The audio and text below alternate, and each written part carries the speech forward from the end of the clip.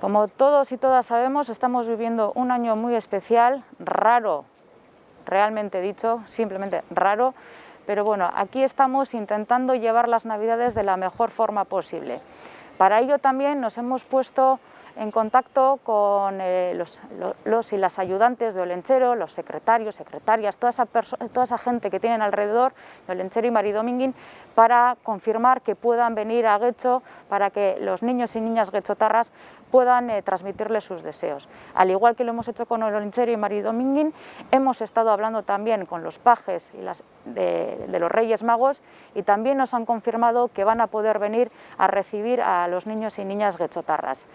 Para ello habrá diferentes sitios en el municipio donde los niños y niñas puedan interactuar con Olentzero, Maridominguín y los Reyes Magos.